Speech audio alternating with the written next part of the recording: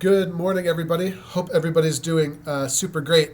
I got an interesting question on our Facebook private group for premium members today, which seemed kind of strange at first. And the question was, do fast tempo bagpipe tunes take more air than when you're playing slower tunes? And at first I was like, well, it's kind of a simple question to answer. But then I thought about it a little bit more, and we're going to dive in with a little mini lesson here on Piper's Dojo TV. We'll see you in just a second.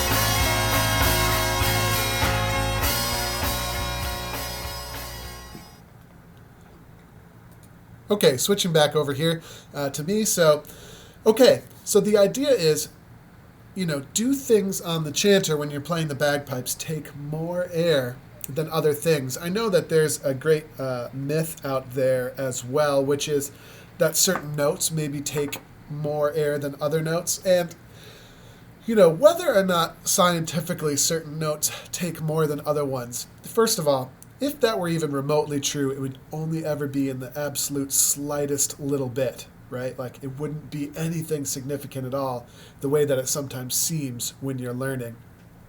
And the second thing is, even if that were true, that can't change anything about the goals pertaining to steady blowing and keeping your bagpipe going, right? So I want to really make sure that we don't develop any limiting beliefs about the realities of playing our pipes and blowing steadily. And then I also want to make sure that we understand some of the basics. And just by thinking about things a little bit deeper, I think we'll get a lot more perspective and knowledge about what we're going to do. So over here, on my monitor here, I've drawn out just a couple bits of text here. And I want to talk about the two dimensions of steady blowing today. So we all know that as pipers, we want to focus on blowing steady. Okay, and the first dimension of steady blowing we're all probably pretty familiar with, and that's what I call physical blowing technique.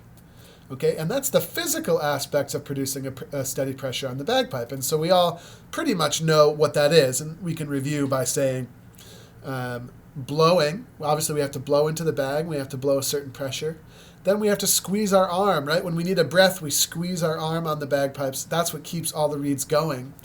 And then if you've done that for any period of time, right, if you've done that for more than 5 minutes, you'll realize there's a transition aspect as well. As we go from blowing to squeezing, we sort of have to crossfade the two, don't we? We have to crossfade them so there's a smooth transition between the two. And that's probably the hardest aspect of physical blowing technique. So that is the main dimension, and that's the dimension we usually think of when it comes to steady blowing. But one of the things, if we think a little bit deeper, okay, and this requires a little bit of experience, but not a whole lot, which is we start to realize that aspects of our finger work cause mental lapses in the steadiness of our blowing. I'll give you a couple of examples. How many people out there in the world, there are a couple of people watching out there, it'd be cool if you commented in. How many people out there in the world surge on high A, or maybe you used to surge when you were a beginner? I know almost every beginner that I teach surges on high A in the beginning for some reason, okay? But it's not because the high A takes more air. Actually, if you thought about that critically, you would realize that surging on the high A would only be because the high A actually takes less air. It sort of disproves most of our theory, right? We whip these theories off. High A maybe seems to take more air, and maybe that's why we surge, but that's really not it. What's going on is, for some reason, mentally on the high A, we grip down on our instrument, and a mental blowing error occurs, okay? So that's what I want to get at. And I call this mental blowing. You can call it whatever you want, but basically it's what happens when, I call it, the mental aspects of producing steady pressure.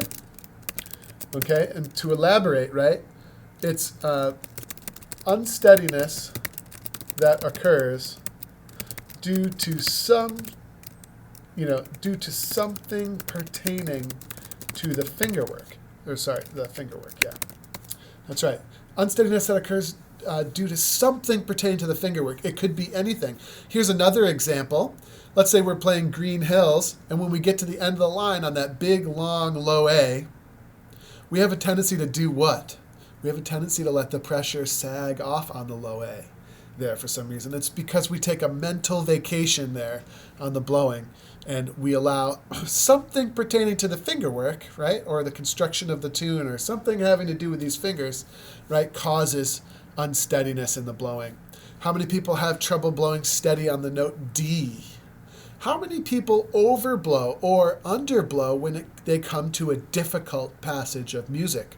Okay, this is the second dimension of steady blowing on the bagpipes. And it's really kind of an exciting development because it really helps us think about and uncover and develop, we'll talk about that in just a second, helps us to develop better habits pertaining to steady blowing. Okay, so those are the two dimensions. So going back to our original question, you may recall from the beginning of the video, do fast tempo tunes require more air than slower tunes? Okay, and the answer is no, they don't. Is it possible under some sort of quantum microscope we might find that the faster you move, like the more that exercises the reed or something? Might be possible. I'm not a quantum scientist, but I know with many years and hours of experience playing the instrument that there is no difference between fast tunes and slow tunes. The difference is for beginners, and probably what Joe, the person who asked the question, was feeling here, is a little bit of a mental breakdown in the blowing mechanics because the fingerwork is more demanding. Okay, so suddenly we have trouble keeping it all going. We have trouble keeping the coordination of physical blowing going because we're focused on the difficulty of the fingerwork, and that's what makes that seem like it might be the case. It makes it seem like things take more air than they actually do. Okay, so let's talk a little bit about how we might develop these ideas. Okay, we'll just talk about it briefly, just a little verbal lesson here. The first thing I would do is focus on great physical blowing technique. Now, the only way to develop good physical blowing technique, can you think where I'm going with this? The only way to develop good physical blowing technique is to take all fingerwork out of the equation. As soon as our fingers start to move, then we might be sort of, cross-pollinating and confusing the issue because you might not have physical blowing technique. As soon as you change one note on the chanter, it's possible that mentally we're going to have a hang-up and mess things up. So the first thing we're going to do to develop great physical blowing technique is to play one single note. I recommend low A. Just play low A and observe how you're blowing. Now you can do this by feel. That's sort of the old-fashioned way. You can also do it with a manometer. We have water tube manometers that hook into our instruments that will show us if we're blowing steady because the water won't move in the manometer. There are other people that use a physical mechanical gauge, which I don't feel like works as well, but you can absolutely do it. It's obviously better than nothing, and it gives you a good idea of how you're doing on the physical, basic coordination of blowing the instrument. Now, once you've done that and you've gotten good at it, notice you'll never be perfect with physical blowing. I don't think it's really possible, but once you've made some headway there, then you want to cross over into mental blowing technique. And then what you want to do is very gradually work your way in there and start to see if you can sense any issues. So what I would do is start by taking long notes up and down the scale. And you want to watch on the manometer, or if you're doing it the old-fashioned way, you want to try and listen and feel for any changes in the pressure of your instrument due to the fact that you've changed notes. And you might think, okay, Andrew, the scale, whatever, that seems like way too simple and I'm not going to see anything.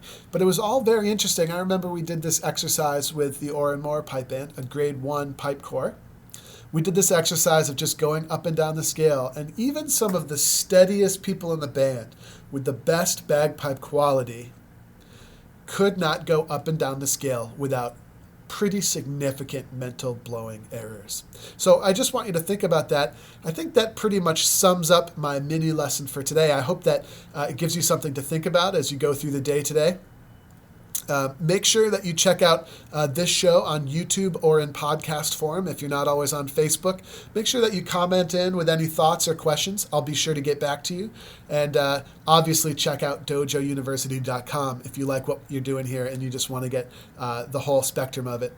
We've got a newly redesigned website and we'd be super excited to have you. So with all of that said, thanks very much for tuning in, and that's going to do it for my broadcast here today.